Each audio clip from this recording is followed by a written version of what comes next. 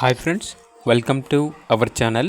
ఈరోజు మీకోసం good quality షిజ్జు పప్పి అనేది అమ్మకానికైతే తీసుకురావటం జరిగింది.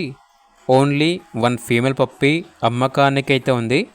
పప్పి యొక్క ఏజ్ వచ్చేసి 45 days.